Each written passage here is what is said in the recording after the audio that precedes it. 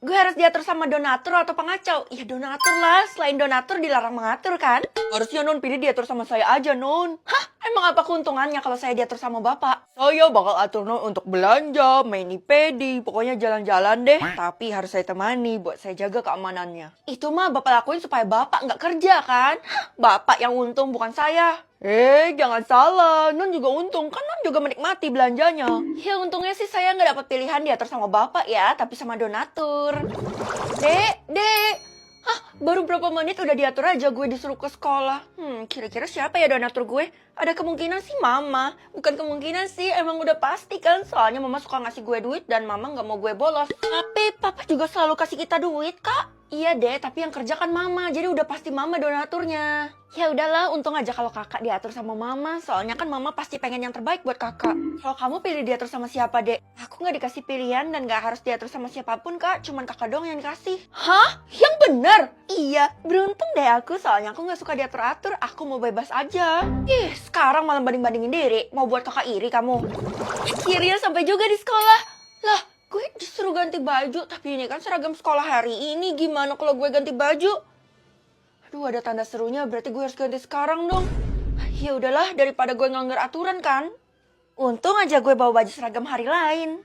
Feli, kok kamu salah seragam sih? Kalau gitu kamu harus pulang sekarang juga. Jangan suruh saya pulang dong, Bu. Saya kan baru sampai barusan. Tapi kamu salah seragam. Aturan sekolah kita kan tidak memperbolehkan orang yang salah seragam itu tetap bersekolah. Tapi kalau saya pulang, saya bisa-bisa dimarahin sama mama. Dan mama itu udah ngatur saya. Nanti bisa-bisa saya nggak dikasih uang jajan. Biarkan itu sebagai hukuman kamu, karena kamu salah seragam. Fel, ini kan seragam lo. Kalau gitu cepetan ganti supaya lo nggak dihukum kan? Nah, itu ada seragamnya.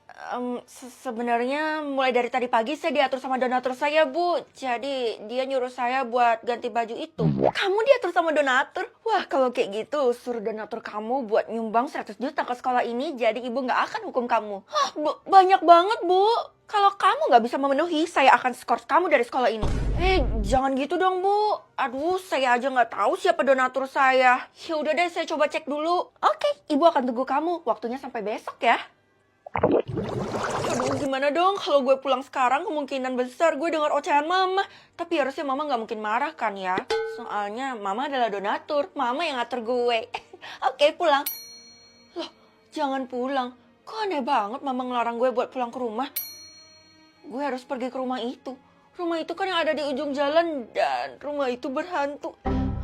Oh, gue tahu. Jangan-jangan mama disekap dan diculik di sana. Dan ini cara mama buat minta tolong sama gue. Kalau gitu gue harus nolongin kan? Akhirnya gue sampai juga, tapi bulu kuduk gue merinding parah. Duh, gimana dong? Loh, itu kok ada kertas sih? Ini kan mutasi rekening yang mama, tapi transaksinya cuma 1. Tunggu. Ini pemasukan sebesar 1 kuadriliun? Banyak banget. Itu artinya selama ini mamamu itu tidak pernah bekerja. Dia adalah pengangguran. Mama pengangguran, Nek? Itu artinya donatur gue bukan mama, melainkan orang ini. Namanya bisa dengar suara hati atau suara hantu. Suara hati aja deh, soalnya ke suara hantu serem. Aku pamit dulu ya, soalnya aku mau ke sekolah nih, udah telat. Udah telat apaan sih, Dek? Ini kan hari Minggu. Kamu gimana sih mau bohongin kakak tapi nggak becus? Bukan sekolah biasa, Kak, tapi sekolah minggu. Sekolah minggunya juga libur, soalnya orang-orang lagi pada sibuk. Sebenarnya kamu mau ngapain sih? Aku kan mau pacaran, tapi nggak boleh sampai ketahuan kakak. Nanti bisa-bisa dilarang dan diaduin ke mama kan. Jadi harus diam-diam. Oh alah, ternyata kamu punya pacar. Ya ampun, kecil-kecil udah kayak gitu ya. Apaan sih, Kak? Aku nggak ada ngomong apa-apa. Aku nggak punya pacar kok.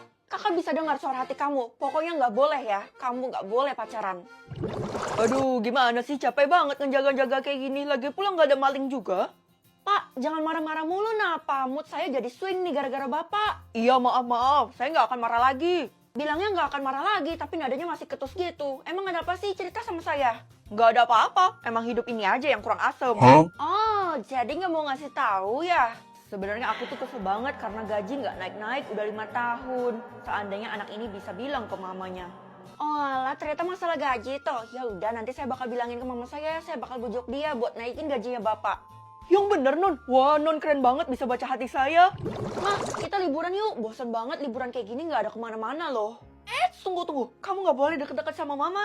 Loh, emangnya kenapa, Ma? Aku kan anakmu. Atau jangan-jangan Mama udah tahu ya kalau aku bisa dengar isi hati seseorang dan Mama nggak mau isi hatinya didengar. Jangan sampai nih anak tahu isi hatiku. Ya ampun, ternyata isi hati mama gitu doang. Ya udah, coba aku denger yang lebih spesifik lagi.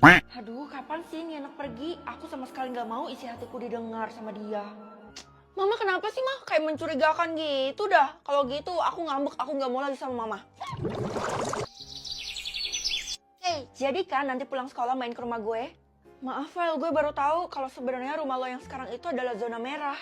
Zona merah? Maksudnya apa? Kayak tempat terlarang aja, aneh deh lo. Sekarang semua orang dilarang datang ke rumah lo. Katanya tiap mereka lewat itu ada bau bangkai, jadi mereka pada terganggu deh.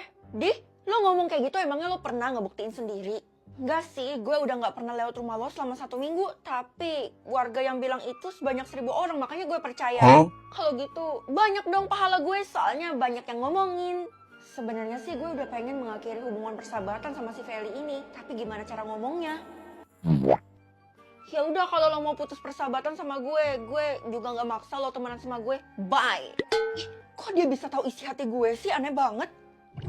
Pasti gara-gara gosip itu beredar jalanan rumah gue jadi sepi kayak gini. Misi kamu. Kenapa Ma buru-buru kayak gitu? Mama ada urusan penting, tapi kamu nggak boleh masuk ke dalam rumah ya sampai nanti Mama balik lagi ke sini. Lah kenapa Ma? Terus gimana caranya aku mau istirahat? Aku kan baru pulang sekolah. Udah Mama nggak ada waktu lagi nih, sangat terdesak. Tunggu. Ih, gimana sih? Hello, kalau gue nggak boleh masuk ke dalam rumah, terus gimana caranya gue mau istirahat?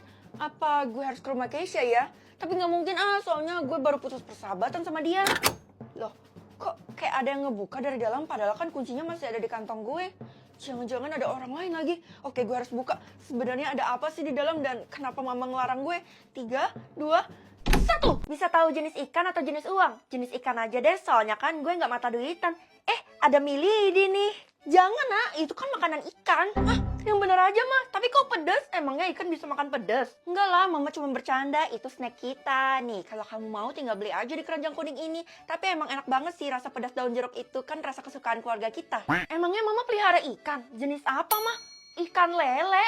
Iya nih, Mama coba ternak lele. Siapa tahu kan berhasil. Ya ampun Ma, padahal kalau ternak lelenya berhasil itu bisa jadi duit yang banyak loh. Iya, tapi lelenya itu baru mati 3 dan sekarang sisa 1, kasian kan? Ya itu namanya Mama gak bakat pelihara lele. Mending Mama ganti jenis ikan yang lain deh. Anak-anak, besok kalian bawa peliharaan ikan kalian ya. Soalnya kita bakal adu siapa yang paling cantik dan indah. Tapi saya nggak punya ikan, Bu. Pinjam aja sama tetanggamu. Soalnya kan kalau kita beli ikan itu udah nggak mungkin, udah mepet. Sebenarnya saya juga punya ikan sih, tapi ikan lele punya emak saya. Ya elah, kalau itu mah udah pasti gagal. Soalnya kan bukan ikan hias. Oh alah, harus ikan hias. Kira-kira gimana ya? Kalau ikan mas boleh kan, Bu? Boleh banget. Yang corak atau penampilannya yang paling bagus itu yang bakal menang.